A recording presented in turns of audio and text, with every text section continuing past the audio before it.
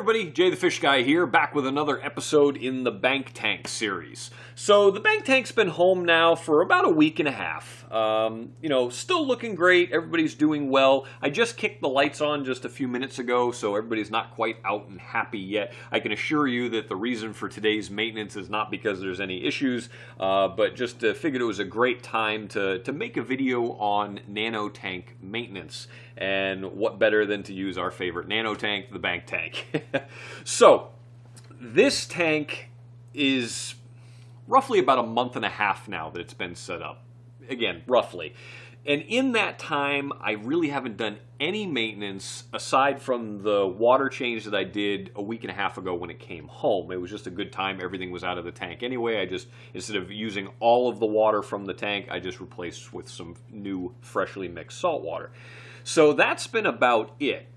It is getting to the point now, though, that I think that the filtration needs to be cleaned up and addressed, and it's very minute. I only notice it because, again, this is what I look at every single day, is fish tanks. So there's a little bit of extra particulates floating around. The water clarity isn't quite as good as I know it could be.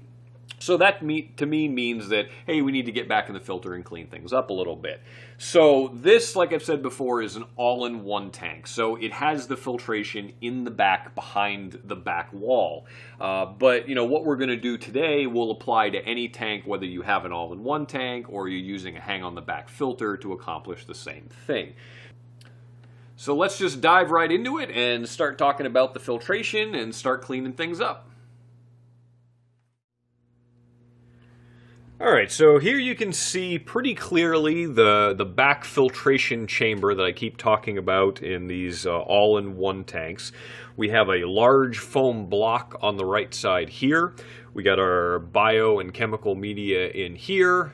This one's an empty chamber, and I've got the heater and the return pump for the system in the far left chamber. So first things first, we're going to pull the plug on all the equipment, except for the light there, just so we have some extra light.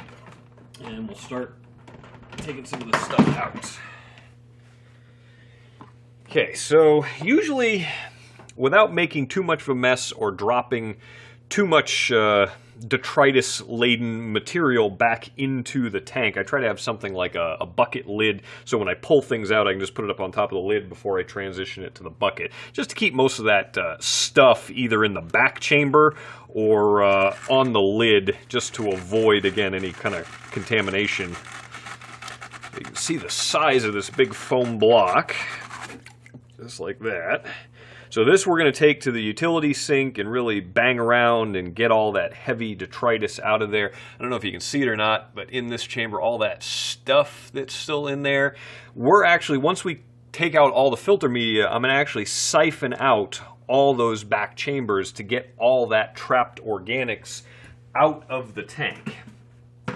Because it's things like that that can lead to eventual algae issues. Now, if you see how much is back here after just a month and a half, imagine folks that go 3, 4, 6 months or longer without actually doing anything with their back chambers. Yeah, they may change their carbon, but if they look and go, oh, the sponge looks like it's still clean, we're not going to play with that.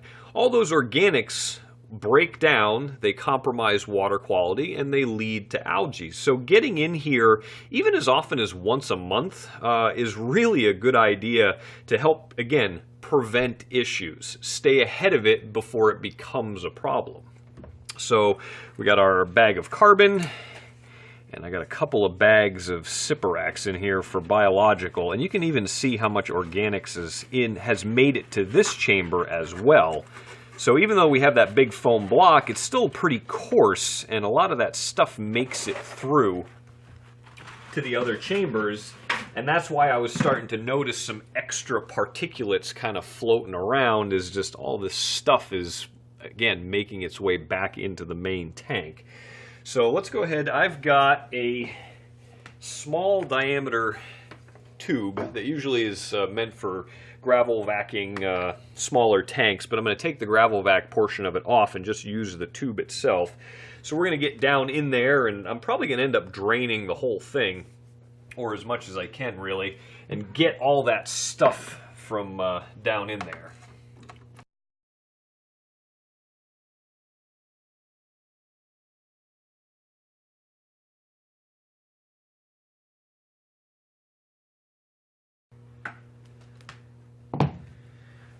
Alright, so we're all said and done with the vacuuming out the back, and it really was pretty nasty. I don't know if you'll be able to see here, but there was some pretty gnarly stuff tucked down in the back there. Again, after only just a month and a half.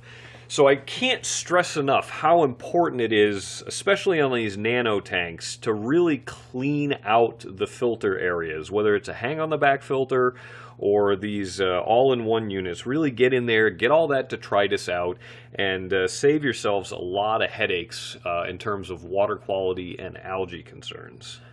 So I'm going to go ahead and take these down to the sink, get everything cleaned up, and we'll put everything back together. Alright, so I got everything all cleaned up and ready to put back in. So we're going to start with our big foam block over here on the right. And that just gets pushed all the way down. Make sure it's fit in there nice and snug all the way around. So in this particular setup, the water goes down and through the big foam block, then it comes up and through this chamber, over the wall, and then down into this one, and then finally into the pump chamber.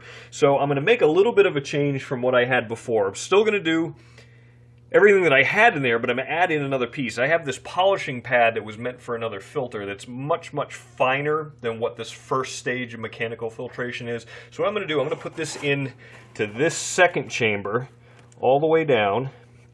And what that's going to do is going to polish the water of these particulates a little bit better, so I'm preventing those organics from reaching the mechanical, the chemical and the biological filtration, so that's not getting plugged up with organics.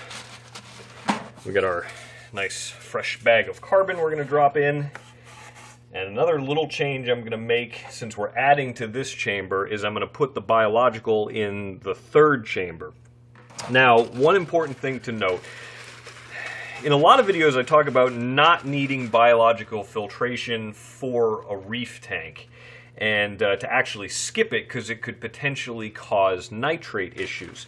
There are some medias on the market, though, that it is possible they can actually remove nitrates. So things like the Seachem Matrix, you see a lot of people using. In this case, I'm using the Sarah Cyperax, which is a very, very, very porous sintered glass media.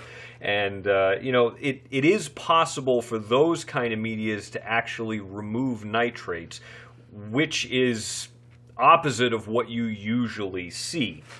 But things have started to come around a little bit with these new medias that it's a very viable option to still use. Now, it doesn't need to be used. This, for me, is actually a little bit more of an experiment. I've never really used any biomedia in a reef tank, and I'm curious how it's going to work long term. Usually I just say avoid it altogether, focus on your live rock, good circulation in the tank, not overstocking, etc. But I just wanted to see how it would work and to see if these results that other people are getting are actually able to be duplicated. So I put it inside a mesh bag, and the reason for that is I'm hoping to prevent some of the heavier organics from actually making their way into the biomedias, and by plugging up the porosity with organics, it'll actually prevent it from doing what it's supposed to do. So I ended up putting them in a mesh bag like you see here. When you go to clean your filtration and your biomedia, do not clean the biomedia under tap water, or if you're doing a saltwater tank, don't do it in fresh water. The idea behind that is you can kill your beneficial bacteria. So what I did just now when I was cleaning everything up, the dirty water that I had in the bucket, even though it was dirty, I just kind of sloshed the bag around, tried to get as much organics off the bag as possible with the tank water, and just cleaned it up as best I could with that. So got the biomedia back in there, and I'll go grab some freshly mixed salt water to top off for what I ended up taking out, and it's going to be good to go. Alright, so our maintenance is done. Everything's back running again and turned on. Not a whole lot to it, is it, really? I mean, it's a lot easier than people assume for some reason. You know, clean your mechanical, replace your chemical, rinse up your biological, and remove any detritus in the filter area. Whether, again, it's an all-in-one or a hang-on-the-back filter, just clean it all up, remove that detritus, and you're going to be a lot better off. So other than that, that pretty much wraps it up for today. I did add a few new corals to the tank. I picked up a couple of SPS frags and a Duncan frag as well. With as good as the SPS had been doing, I wanted to continue. If you guys have seen in my other videos, I talk about my SPS is really my passion as far as reef tanks are concerned. So definitely excited to get a few more pieces in there. I really do love this bubble coral though. It makes a great centerpiece. A little bit problematic because of how big it is and the fact that it's a major stinging coral. I actually ended up losing a small Rhodactis mushroom colony because it was just a little bit too close, and after the move and reset up, he ended up going a little more vertical than he did in the last tank, and unfortunately in one evening he ended up taking it out on me.